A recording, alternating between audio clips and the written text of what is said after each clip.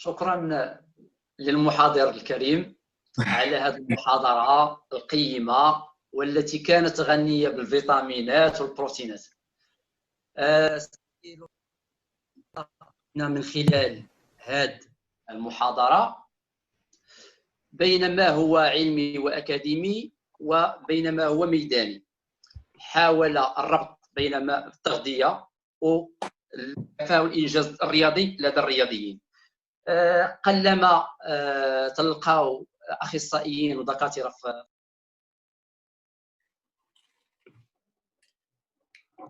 باش يوصل القيمة تكون مضافة بالنسبة للبحث العلمي في التغذية الرياضية. أنعطي الكلمة الأسئلة، ندوزو مرحلة الأسئلة. أعطي الكلمة الأستاذة مينا الدراوي. أستاذة مينا، مدام مينا. السلام عليكم. شكرا. السلام عليكم.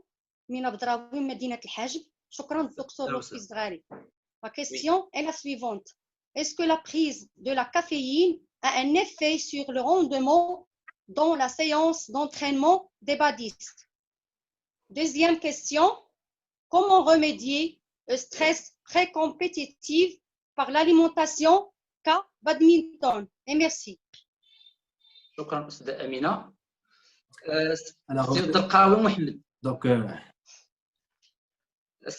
non, on répond. D'accord, نديرو السؤال جواب. De préférence, باش تبقى عاقل. صافي تفضل أستاذ. Alors, donc généralement, concernant la première question, concernant la caféine, donc on la caféine automatiquement elle est sollicitée par les sportifs. Donc pas mal de sportifs ils choisissent de prendre la caféine, soit en termes de supplément ou bien juste de façon naturelle, de prendre un verre de café avant l'entraînement sportif. Alors généralement, la caféine, certes, selon des études scientifiques, et ça augmente la performance. Donc en jouant sur quoi? En jouant sur la capacité cardiovasculaire. Donc automatiquement, en prenant de la caféine, automatiquement la fréquence cardiaque elle pourra augmenter. Par la suite, la conduite sanguine elle augmente, et aussi quand on parle de conduite sanguine, donc les muscles, les cellules ils vont être mieux nourris parce que comme vous savez, le sang c'est ce qu'on appelle le transporteur de nutriments et les microéléments et de l'oxygène. Donc si l'eau passe rapidement à travers les muscles, donc on va assurer une meilleure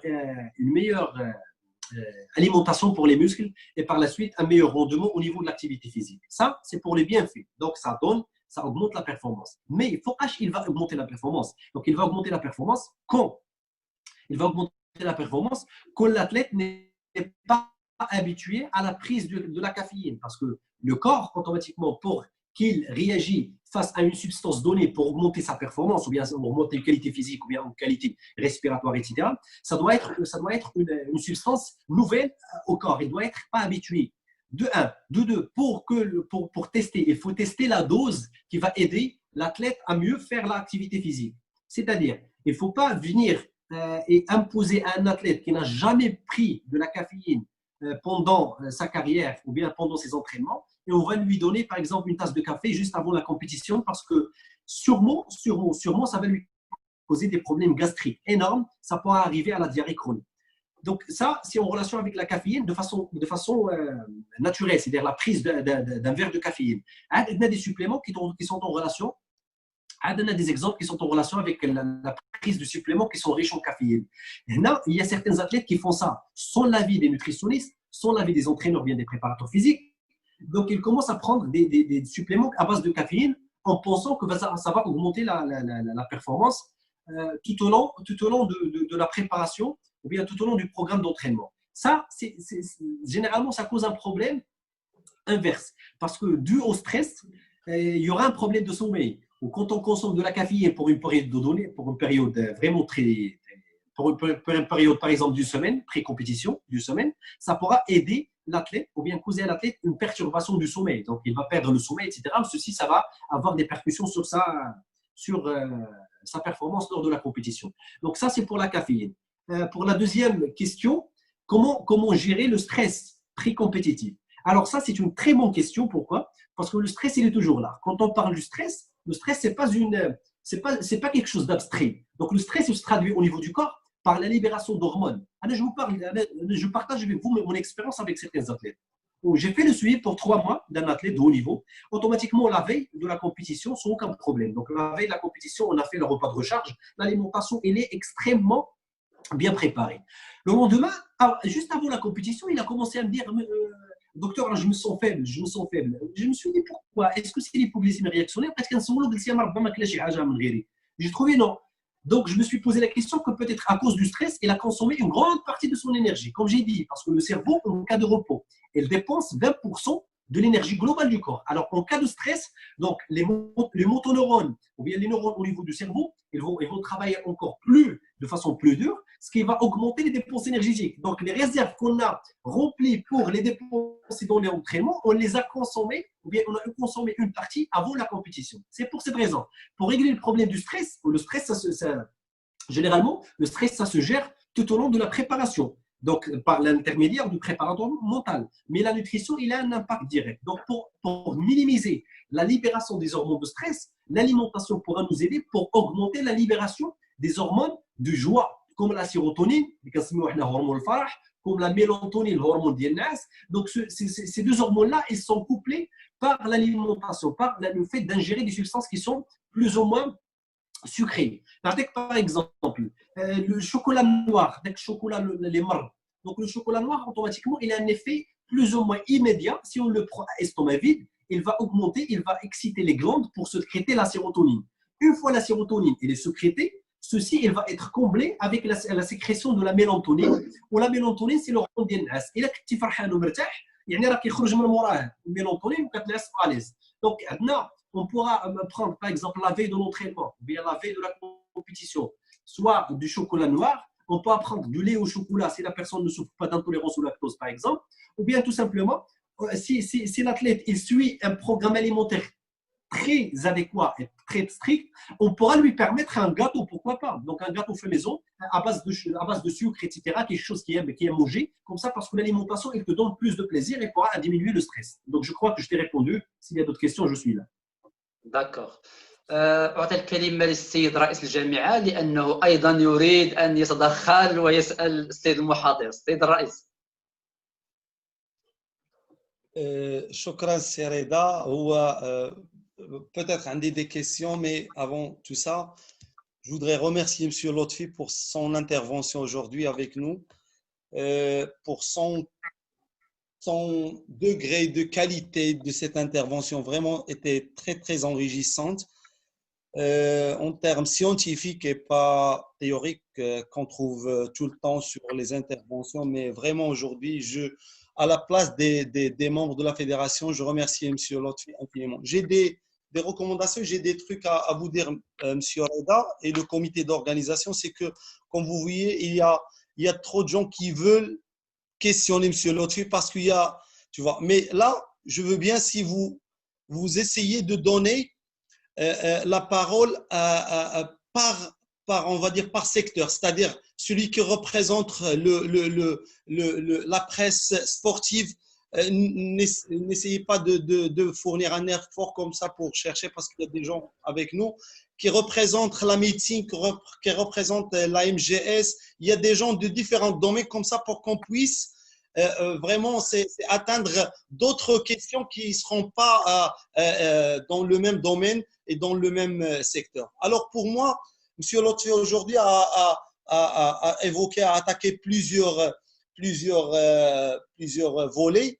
Mais là, moi, je reviens sur le volet des acides aminés, et spécialement des acides aminés ramifiés. Et là, on va parler des BCAA, en anglais, c'est le branch chaîne des acides aminés. Parce que vous avez parlé, M. Lotfi, c'est qu'après l'effort, on doit manger certains aliments qui vont être bénéfiques et éviter les tendinites, éviter les arthrites et les arthroses et tout ça, peut-être d'autres blessures qui surviennent après l'entraînement et après l'effort. Alors, monsieur, si on prend ça, et spécialement les acides aminés, c'est pour maximiser, mais tout le monde il dit ça, parce que moi aussi je dis ça, c'est pour maximiser la réparation des tissus musculaires. Est-ce que c'est vrai ça ou non? J'ai d'autres questions, mais vraiment, on n'a pas le temps parce qu'il nous reste 40 minutes ou je ne sais pas moi, parce qu'on a fixé 18 heures. Donc, je ne vais pas les poser. J'aimerais bien que d'autres amis, ils vont même. Je donne l'opportunité aux collègues comme ça pour qu'il y aura du temps à poser des questions et merci. Donc, merci. Donc, merci, Monsieur le Président. Donc, je ne vais pas vous cacher ça. Je suis tellement honoré par votre présence aussi, et aussi par. Je suis tellement persuadé, ou je voulais dire ça depuis le début de la conférence. Donc, je suis tellement honoré parce que je ne vais pas vous cacher ça. C'est la première fois que je vois un président si jeune. Et je suis tellement fier de ça parce qu'il faut promouvoir la jeunesse, etc., où je vous respecte énormément. Alors, pour vos questions, pour votre question, c'est en relation avec un supplément qui est très utilisé et très répandu à l'échelle nationale et internationale, qui est la BCA. La BCA, donc, c'est les acides aminés, c'est branched amino acids. Donc, c'est les acides aminés ramifiés. Donc, généralement, c'est 3 acides aminés. Donc, les BCA, c'est un supplément, bien complément alimentaire, qui est formé par 3 acides aminés. Alors, généralement, la majorité des gens parce que déjà, il y a une certaine évolution de la biotechnologie alimentaire, c'est-à-dire la technologie du supplément alimentaire. Donc, il y a plusieurs marques, etc., plusieurs gens, plusieurs recommandations. Et c'est tellement où l'athlète se trouve vraiment perturbé pour faire les bons choix. Donc, le premier inconvénient au niveau des suppléments alimentaires, c'est le risque de dopage d'abord. Avant de parler, est-ce que les BCA ils vont donner des résultats? Bien non.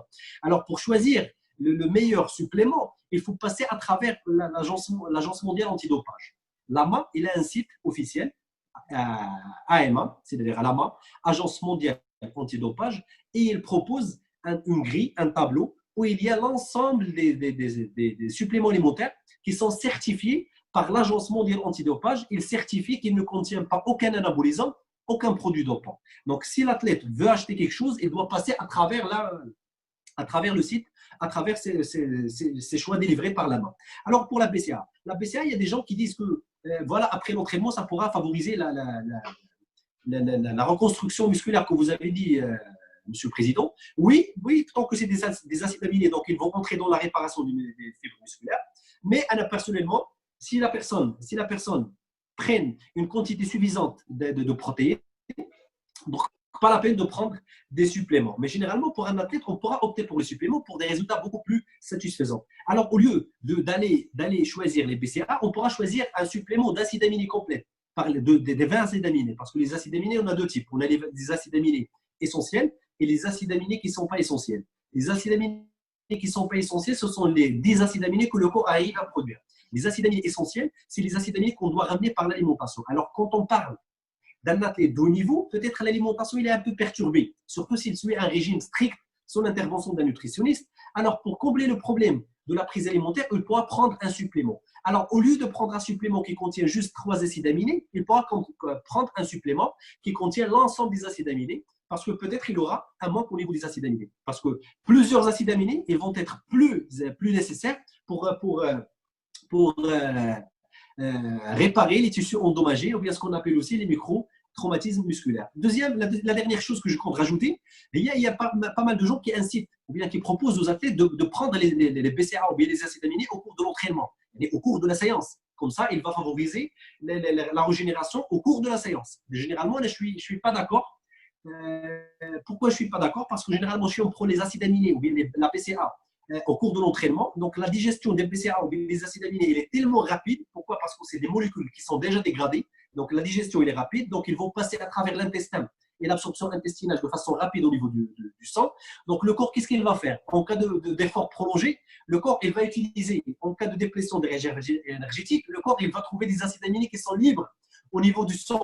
Donc peut-être il va les utiliser pour produire de l'énergie. Donc tu as pris des acides aminés qui sont vraiment coûteuses pour produire de l'énergie. Je trouve que ce n'est pas vraiment logique parce qu'on peut prendre une substance glucidique pour produire de l'énergie et laisser toutes sortes d'acides aminés, protéines, la whey, etc., ou bien les acides aminés ou bien la BCA après nos entraînements, comme ça pour favoriser la régénération musculaire. J'espère que j'ai pu vous répondre, Monsieur le Président. شكرا سيد لطفي. السيد الدرقاوي محمد رئيس عصبة الشرق. السيد الدرقاوي. Oui, salam alaikum. تفضل أستاذ. Je m'appelle Darqawi Mohamed. Je tiens tout d'abord à remercier tout le staff fédéral pour l'organisation de cette intervention, ainsi que je tiens à remercier fortement Monsieur Lotfi pour cette intervention qui est vraiment riche en plusieurs termes. Donc, ma question est comme suit. est-ce qu'un athlète doit manger ou boire une substance glucidique pour maximiser l'énergie? Bien compris ma question, monsieur Lotfi? Au cours de la séance, c'est-à-dire au cours de la séance, est-ce qu'il doit prendre quelque chose de sucré au cours de la séance? Oui, pour maximiser l'énergie. Parfait. Donc, généralement, dans les efforts d'endurance, donc les efforts qui sont prolongés, qui dépassent les 3 heures continues. Donc ici, il y a un risque énorme de déplacement d'énergie, c'est-à-dire la quantité d'énergie ou bien des réserves énergétiques. Ce que j'ai expliqué, elles peuvent diminuer. Donc pour favoriser la régénération ou bien pour donner plus de substrat glucidique au corps, automatiquement, on pourra prendre quelques substances glucidiques. Par exemple, on pourra se préparer des barres céréaliers à prendre pendant l'entraînement.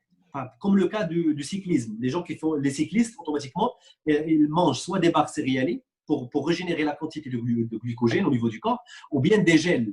Donc, si on se voit dans une autre conférence, peut-être qu'on pourra faire une séance dédiée juste pour l'aspect culinaire, et développer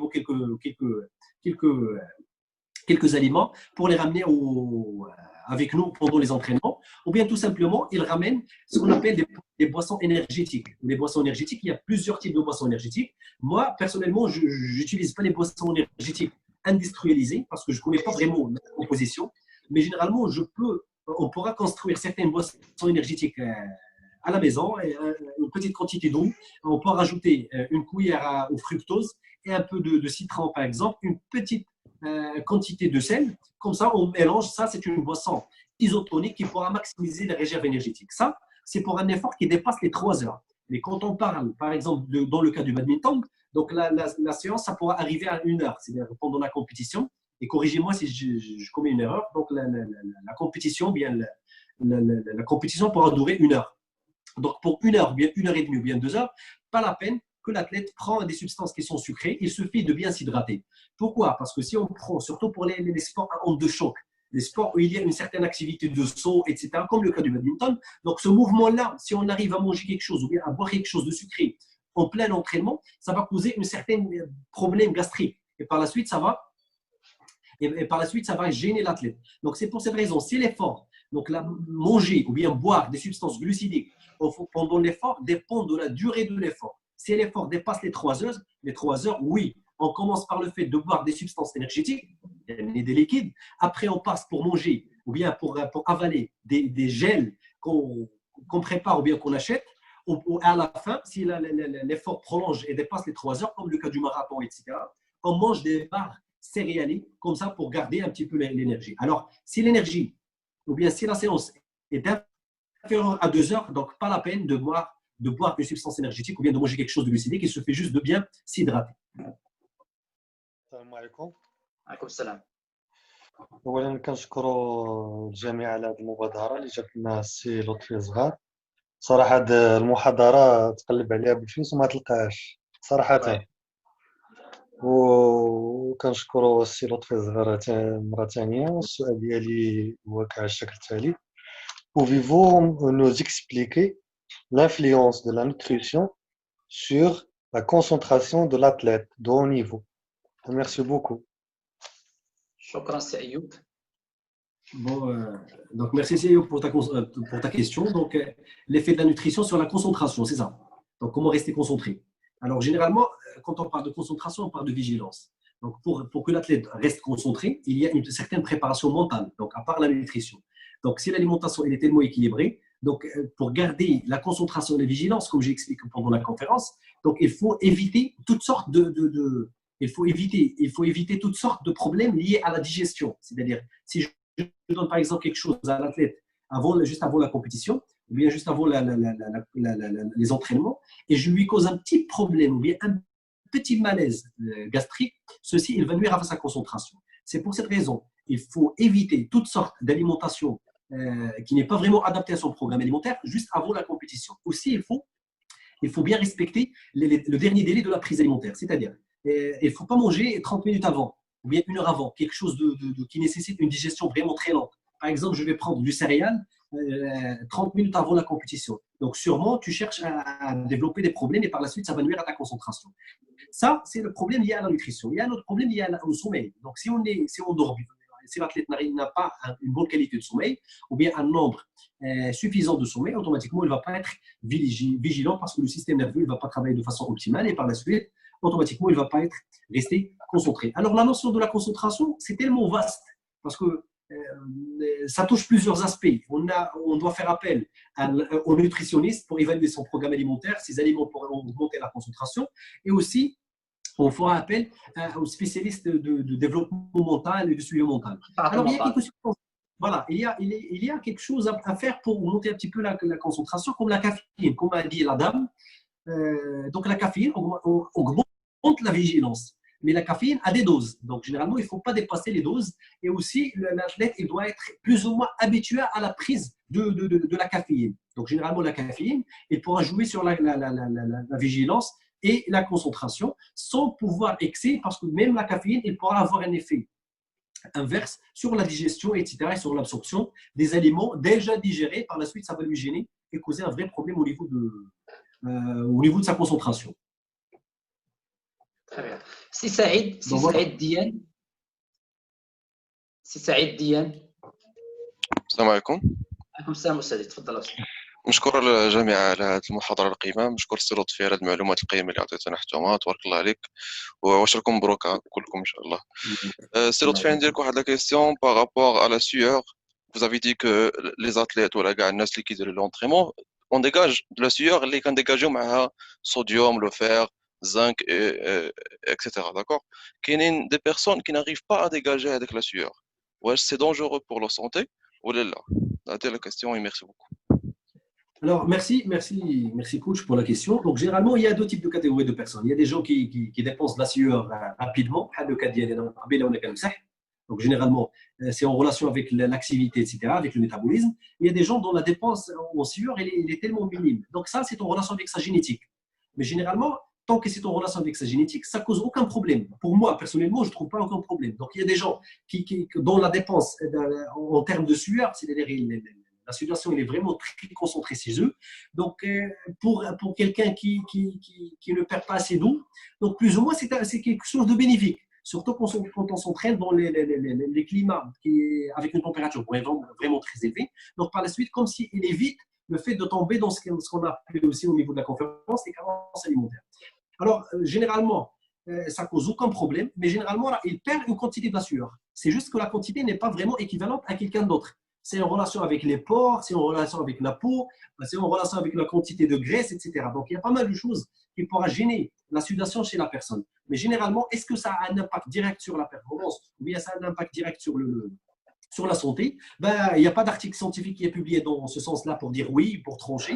Mais selon mon expérience-là, j'ai fréquenté pas mal d'athlètes dont la quantité de sueur elle est très basse, et ça ne cause aucun problème, ils ont fait des médailles sans aucun problème. Mais aussi, même si on ne perd pas les nutriments et les sels minéraux pendant la sueur, mais on pourra les perdre à une autre manière, c'est-à-dire par les selles, ou bien par l'urine, le boule, ou bien par les selles. Donc, généralement, on perd une grande quantité de sels minéraux. Donc, la dépense ou bien la prise en charge nutritionnelle, elle est primordiale pour les deux cas, soit les gens qui présentent une sudation élevée, ou bien non. Oui, c'est Kamal. السلام عليكم. شكرا دكتور على هذه لا كونفيرونس اللي صراحه غير نادير شي حاجه اللي زوينه واستفدنا منها صراحه بزاف. انا لا كيسيون ديالي غير على واحد لا بارتي كانت في هذه لا كونفيرونس كونسيرنون لي زوندومورف. هما الناس اللي عندهم اون توندونس à la prise de poids et par conséquent le tissu adipeux. بغينا كنتي قلتي لنا pour augmenter هذاك le métabolisme de base عندهم, لأن normalement كيكون le métabolisme de base très lent. C'est pour cela كيكون عندهم le cumul ديال l'énergie sous forme des graisses. Comment on peut augmenter هذاك le métabolisme de base? شكرا. Exactement. Donc, merci pour ta question, elle est tellement pertinente. Donc, on a déjà abordé ça rapidement sur la conférence. Donc, généralement, pour l'endomorphe. Donc, pour l'endomorphe, automatiquement, il a un métabolisme de base vraiment très faible. Donc, le métabolisme de base, c'est la quantité d'énergie dépensée au repos. Donc, cette énergie-là, elle est dépensée par quoi? Par l'intermédiaire de quoi? C'est par l'intermédiaire du travail des organes. Le cœur, l'estomac, l'appareil respiratoire, les systèmes digestifs, etc. Donc, là, on doit jouer pour rajouter un autre facteur, pour rajouter quelque chose d'autre qui va gaspiller plus d'énergie en cas de repos, en cas de sommeil. Donc, le seul facteur que l'entraîneur ou bien que le nutritionniste pourra jouer et augmenter, c'est la masse musculaire. Donc, on pourra lui développer sa masse musculaire. Parce qu'une fois la masse musculaire se développe, donc le corps, il doit dépenser plus d'énergie pendant le sommeil pour préserver cette masse musculaire. Et par la suite, s'il arrive à dépenser plus, on a pu augmenter le métabolisme de base. Et par la suite, on pourra changer son aspect et son morphotype et le pousser vers le mésomorphe pour devenir plus ou moins mésomorphe. Parce que si on diminue le tissu adipeux, c'est-à-dire le stockage de graisse, par les exercices d'endurance, etc., où vous êtes coach, sûrement vous aurez pas mal d'idées, peut-être beaucoup plus mieux que moi, plus développées que moi. Donc, généralement, on doit diminuer le pourcentage de graisse et en parallèle, augmenter la masse musculaire. Pour augmenter la masse musculaire, c'est-à-dire qu'on doit travailler dans ce qu'on appelle l'hypertrophie musculaire. Donc, là, il y a des méthodes d'entraînement pour développer l'hypertrophie. Donc, ceci doit être accompagné par une alimentation vraiment très exacte, en se basant sur le métabolisme de base, le métabolisme énergétique en activité, sur le morphotype, etc., sur la génétique. Tout ça pour améliorer sa quantité ou bien sa masse musculaire. Ça va prendre du temps parce qu'il ne faut pas chercher les résultats rapidement parce que donc la perte de graisse, ça prend du temps. Donc, on ne peut pas perdre plus de 500, entre 400 à 500 grammes de graisse par mois. Donc, si on perd 6 kg, 8 kg par semaine, donc ça prouve que je perds soit de l'eau généralement, ou bien en deuxième position, je perds mes muscles. C'est pour cette raison que je dois passer doucement. C'est pour cette raison la planification et la programmation doit être faite dans un intervalle de temps vraiment très, très élargi. Comme ça, l'athlète il aura plus de temps pour ne pas tomber dans les problèmes et pour ne pas tomber dans la restriction alimentaire. Parce que si tu me dis, par exemple, j'ai une compétition dans un mois et j'ai, par exemple, 10 kilos à perdre, oui, je pourrais t'aider pour diminuer 10 kilos en un mois. Mais généralement, tu vas rien faire pendant la compétition et par la suite, même le métabolisme de base, on va plus ou moins l'augmenter parce qu'on va augmenter une petite quantité de masse musculaire. Mais une fois le programme va changer, par exemple, après l'entraînement ou bien après la compétition, on va revenir à l'état normal. C'est-à-dire, la graisse, elle va augmenter, la quantité ou bien la masse musculaire, elle va diminuer. C'est ce qu'on appelle, comme spécialiste, on l'appelle l'effet yo-yo. Donc, yo-yo, donc automatiquement, donc c'est pour cette raison, il faut prendre les étapes doucement, comme ça, pour avoir des résultats qui vont être, comment dirais-je, des résultats qui vont être permanents. C'est-à-dire qu'on va augmenter le morphotype de façon permanente. Ouais, j'espère bien que j'ai pu vous répondre. Madame Belkziz. Madame Belkziz. Je tiens à remercier M. Lotfi pour cette intervention, vraiment qu'elle était très très riche. Juste ma question en ce qui concerne le mode de vie de l'athlète. Il a parlé, monsieur, sur le sommeil. Juste ma question, comment peut-on, comment dirais-je, excusez-moi. Améliorer la qualité Exactement. de sommeil. Comment améliorer la qualité de sommeil, surtout s'il a un malaise de sommeil. Exactement. Donc, merci pour ta question. Donc, généralement, si l'athlète ou c'est le problème de l'ensemble des athlètes en phase de pré-compétition, parce qu'avant la compétition, il y a le stress de l'objectif, des entraînements. Physiquement, l'athlète est fatigué, donc il attend la compétition pour faire la performance. Donc, tout ça, c'est des facteurs du stress. Alors, pour lutter ou bien pour améliorer la qualité du sommeil, il faut lutter contre le stress. Pour lutter contre le stress, automatiquement, il y a pas mal de choses à faire. Il y a la méditation. Nous sommes des musulmans, etc. Ça, c'est autre chose. Et en parallèle, il pourra être accompagné par un préparateur mental pour lui parler, etc., pour le coacher, etc. Mais pour ce qui concerne l'alimentation aussi a un impact sur ça. Comme j'ai répondu à la personne, comme j'ai répondu à la personne précédente, donc pour lutter contre le stress, il y a pas mal de choses à faire. Par exemple, la nuit, il faut éviter les smartphones. Pourquoi les smartphones? Un athlète de haut niveau, il doit rester concentré. Donc, au niveau des réseaux sociaux, etc., ceci va perturber l'athlète. Donc, la période de concentration, normalement, je conseille les athlètes d'éviter les smartphones, les réseaux sociaux, etc., parce que c'est un facteur de stress pour eux, surtout parce qu'ils vont commencer à lire quelques commentaires, etc., qui peuvent leur perturber. Alors, revenons à l'alimentation. Donc, pour lutter contre le stress, pour régler le problème d'alimentation, on pourra commencer par des tisanes. À chaque nuit, avant de dormir, on pourra prendre des tisanes. Louisa, etc., une petite tisane avec de l'eau, sans sucre, etc., la prendre et se relaxer. Ou bien, on pourra opter pour un supplément ou bien pour un complément alimentaire qui est le magnésium. Donc, le magnésium, il a un effet miraculeux sur la gestion du stress. Donc, une fois qu'il prend un comprimé de magnésium. On peut trouver le magnésium dans certains fruits, le banane par exemple, le chmèche, etc. Mais s'il veut des résultats immédiats, donc il pourra opter pour un supplément comme le magnésium. C'est un comprimé, dans la majorité des cas, c'est un effervescent. Il pourra le prendre après 30-40 minutes et va se relaxer pour dormir sans aucun problème. Donc on pourra prendre le magnésium 3 jours, 4 jours dans la période pré-compétitive pour améliorer la qualité de vie. Ou bien seulement on pourra prendre une substance sucrée qui va permettre au cerveau ou bien des glandes nerveuse de produire la sérotonine qui est hormone saïda.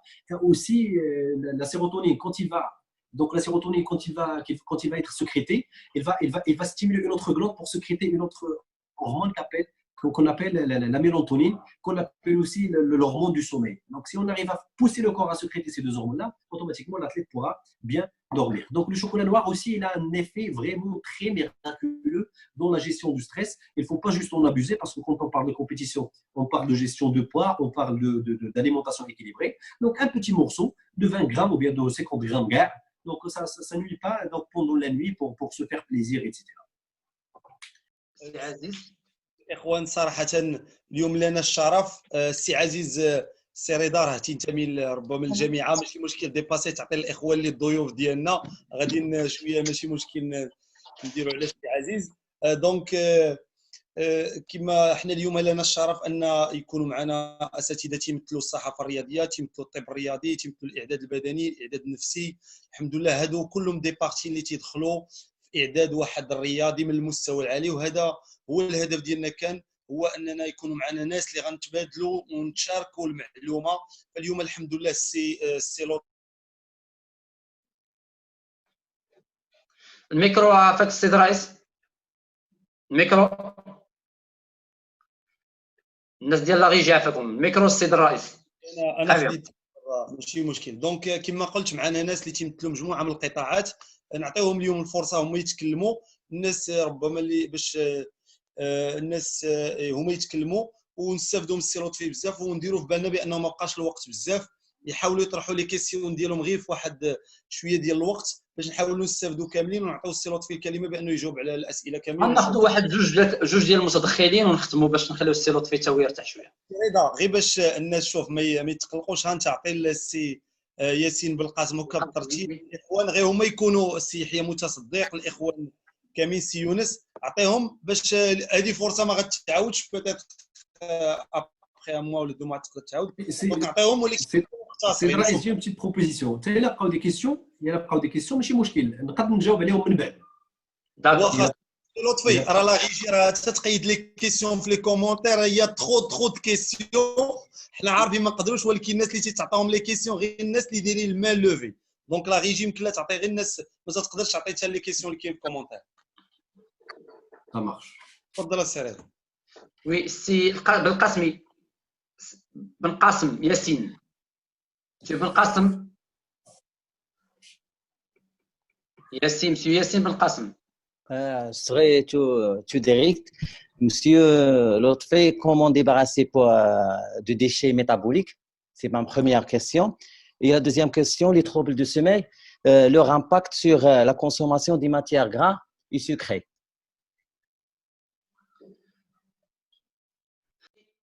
سي معاذ سي معاذ السلام عليكم. عليكم السلام وسهلا. السؤال ديالي بخصوص لي كومبليمون اليمونتير واش فو ريكوموندي انهم يكونوا من لا فارماسي ولا من لي ستور ديال لي كومبليمون اليمونتير حيت فو صافي كاين بزاف دونك بنادم ما كيعرفش شنو يختار واش هادو ولا هادو واش الفرق في لي بري واش الفرق في لي كومبوزون ديالهم هذه هي لا كيسيون ديالي وشكرا. استاذ ايمان استاذ ايمان. Monsieur. Oui. Donc, bonjour. Merci, monsieur, pour votre intervention. C'était très intéressant et très riche. Ma question est la suivante. Pendant les menstruations, nous savons tous que la femme souffre de douleurs, de saut d'humeur à cause du dérèglement hormonal. Des aliments qu'il faut privilégier pendant cette période-là pour diminuer cette gêne et cette douleur ou ce changement hormonal qui influence beaucoup au niveau de l'entraînement et surtout pendant la compétition. Et merci, monsieur. شكرا. تعتقد نكتفي بهذا القدر هذا ونعطيو الكلمه للسي لطفي باش يجاوب على الاسئله ديال المتدخلين مشكورين.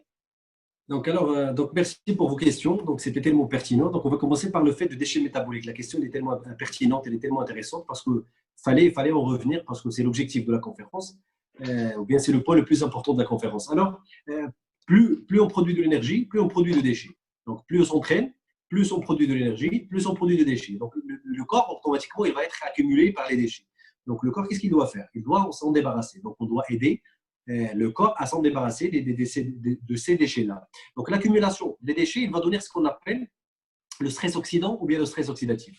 Donc, ce stress oxydatif, c'est le stress qui cause, c'est une perturbation. Quand on parle de stress, on ne parle pas du stress psychologique, mais plutôt le mot stress désigne quoi? Désigne la perturbation causée par l'accumulation des déchets, de l'acide, de l'urine, de l'ammonium, de l'ensemble des molécules qui sont toxiques que le corps doit évacuer. Donc, comment aider le corps? Il y a une seule réponse. Donc, pour aider le corps à s'en débarrasser des déchets métaboliques, il faut consommer ce qu'on appelle quelque chose qui est contre l'oxydation. C'est les antioxydants. Modadat, excellent.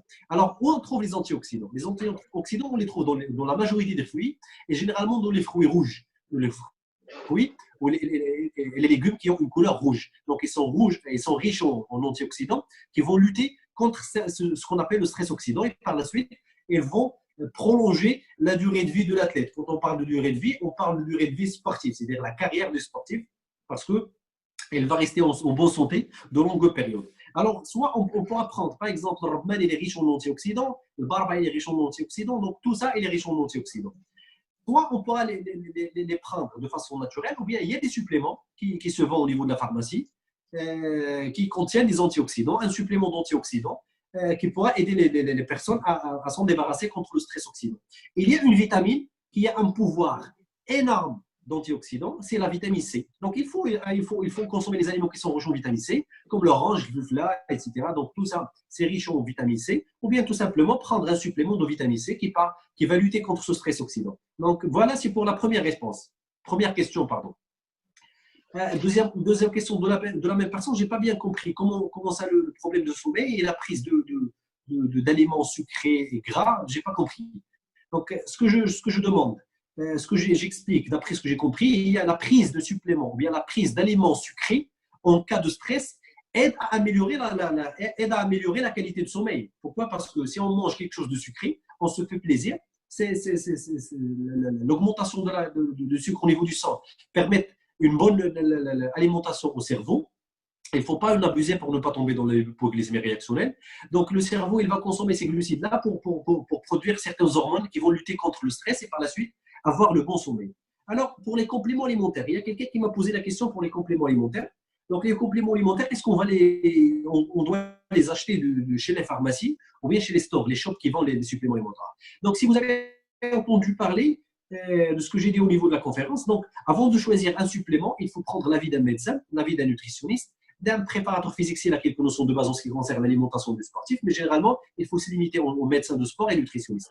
Avant de choisir, il faut décrire l'objectif. Quel est mon objectif? L'objectif, c'est d'augmenter la masse musculaire. Donc, je vais opter tout ce qui est protéines, acides aminés, BCA, arginine, etc. Je cherche un effet ergogénique. Je vais opter tout ce qui est arginine, caféine, etc. Les choses qui vont plus donner de l'énergie.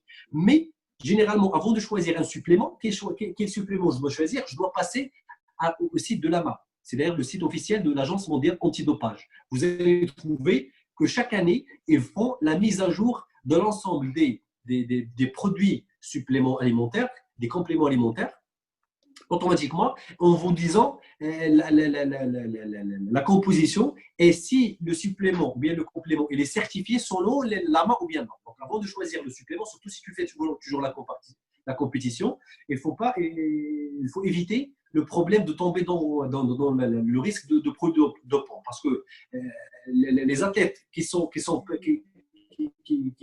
qu'on trouve positifs dans les tests d'antidopage, on pourra dire que la majorité ne connaissent pas qu'ils sont sous produits dopants parce qu'ils sont commencés de prendre des suppléments comme ça où il y a des anabolisants dedans. Donc c'est pour cette raison. Et pour choisir les pharmacies, parce que les pharmacies elles passent par plusieurs processus, etc. Au niveau du store, automatiquement, il faut choisir selon l'AMA, aller chercher. Deuxième problème qui se pose, il faut choisir d'un store qui est certifié qui est certifié, qui a une certaine crédibilité. Pourquoi? Qui a une certaine crédibilité. Pourquoi? Parce que pour avoir une idée sur la traçabilité de transport, parce que le supplément, même s'il est bien, sa composition il est bien, il est fiable et tout, mais le mode de transport, peut-être jamais mazouz, chez Camio, Darrafi, Chimch, etc. Dès que Chimch, automatiquement, il pourra nuire à la qualité nutritionnelle du supplément. C'est pour cette raison il faut avoir contacté des stores qui sont accrédités, qui sont fiables, etc. Alors, pour la dernière question, c'est une question de mon étudiante. Donc, pour le dérèglement hormonal, le dérèglement des hormones, généralement à cause des douleurs, etc. Donc, généralement, ça diffère. Donc, la situation elle est différente. Donc, c'est tellement difficile de donner une recommandation parce qu'il y a des filles dont les règles, automatiquement, la douleur du cycle menstruel, elle est tellement dure. À certains, ils bloquent leurs activités, etc. Ils n'ont pas d'activité quotidienne, ils n'ont pas d'activité sportive. Mais pour les autres, donc généralement, il faut opter pour les calmants de façon pharmacologique. Il y a des calmants qu'on connaît déjà. Ou bien, suffisamment, il faut se limiter dans les tisanes. Donc, quand je parle de tisane, j'opte pour Louisa. Donc, automatiquement, ça permet le relâchement des muscles. Donc, pour éviter, exactement, pour éviter la contraction musculaire au niveau de l'utérus, au niveau de l'appareil génital et par la suite diminuer un petit peu la sensation de douleur. Parce que si je te demande, par exemple, il y a pas mal de jours, ils cherchent à rajouter plusieurs plantes médicinales à la fois. Donc, pour les plantes médicinales, ils sont bien pour la santé, mais de préférence, il faut prendre chaque plante médicinale à la fois, toute seule. Pourquoi? Parce que les interactions entre les plantes peuvent être nocives pour la santé. Alors, généralement, c'est tout pour le dérèglement des hormones. Donc, parce que c'est tellement, comme j'ai dit, c'est tellement difficile pour répondre à la question parce qu'il y a pas mal de choses à prendre en considération aussi. Donc, j'espère bien que j'ai pu répondre à l'ensemble des questions. Et merci à vous tous. تبارك الله عليك بعدا استاذ بان واحد ساعتين 3 سوايع ديال النقاش والكلمه والتفاعل مع المشاركين، يعني ماشي بالامر السهل. نعطي الكلمه للسيد الرئيس اللي بغى يقول شي كلمه. اسمح لي حيت احنا دابا سالينا الوقت 6 غيسمحوا لنا الاخوان غير واحد النقطه. السي لطفي ربما كنتي تشوف لي ميساج، السي الراشدي تغزاوي تيسلم عليك بزاف وهذه قال لك فرصه سعيده بانه شافك. السي التوراتي الاستاذ ديالك محمد الاستاذ ديالك تيسلم عليك عطاتوش الفرصه بانه يتكلم. مجموعه من الاساتذه انا نيابه على الاخوان في لاريجي وفي الاورغانيزاسيون تنبغي نعتذروا لكم 3 ساعات ما كانتش كافيه مع استاذ من هذا الحجم هذا. شكرا لك السي لطفي بزاف، الناس بزاف تيسلموا لي كومونتير، ما قدرناش نوصلوا لك كل شيء، وصلنا لك غير بعد لي ميساج. شكرا لك بزاف، وان شاء الله ربما في فرصه اخرى ان شاء الله غيكون عندنا الكثير والكثير. تنعتذروا الاساتذه والساده الطلبه وكذلك الساده الدكاتره والجميع اللي حاضرين معنا وبغاو الفرصه بانهم يتكلموا ما استطعناش، لان صراحه حنا دائما ملتزمين بالوقت، قلنا 3 6 يعني 3 6. شكرا لك السي لطفي بزاف، وتفضل السي رضا. شكرا للاخوان المشاركين، شكرا للسيد المحاضر. بالنسبه للناس المشاركين في هذه الندوه غيتوصلوا ان شاء الله بشهاده المشاركه. Salam alaikum. Donc, ما نكذبش عليكم انا je me sens honoré aujourd'hui d'être parmi vous. Donc, انا عجبني الحال اليوم معكم, ou surtout avec des membres de la fédération qui sont vraiment très actifs. Donc, je suis fier de partager un petit savoir avec vous, un savoir modeste avec vous, chers amis, collègues et coachs. Où là, j'ai trouvé qu'il y a un de mes professeurs qui a assisté à ma conférence. Je me sens tellement honoré. Donc, je remercie la fédération aussi pour l'initiative, et aussi je tiens vivement à remercier Monsieur le Président pour les efforts déployés. Je sais très bien que ce n'est pas du tout facile pour promouvoir la pratique du badminton à l'échelle nationale et à l'échelle scolaire. Donc, j'espère bien que tout le monde a pu retenir quelque chose de nouveau avec moi aujourd'hui. Et peut-être, Inch'Allah, dans un futur proche, on pourra se revoir pour une autre conférence sur un autre sujet. Merci à vous tous. Et Ramadan Karim. ان شاء الله رمضان كريم، شهاده طيبه السي لطفي. ان شاء الله ما تكونش هذه اخر مره، مازال ان شاء الله ندوات ومحاضرات اخرى ان شاء الله في التغذيه. تحياتي لجميع المشاركين والسي لطفي على سعه الرحب ديال الصدر ديالو، وعلى الانصات ديالو للمشاركين، وعلى حسن الاجابه، وعلى جميع المشاركين في المغرب وخارج المغرب. معنا اشقاء عرب من المغرب العربي اللي كانوا مهتمين وعارفين الحجم ديال السي لطفي، لهذا ابوا الا الحضور معنا في هذا اليوم. تحياتي للجميع، نعطيك الناس الميكرو اللي بغى راه الناس تكتب لي كومونتير اللي خليو دابا السي لطفي راه سالا سالينا اللي بغى يتفضل يتفضل ماشي مشكل. Donc, merci à vous tous. Donc, là, j'ai une autre réunion. Donc, شكرا تفضل السي لطفي. شكرا شكرا بزاف. بارك الله فيك.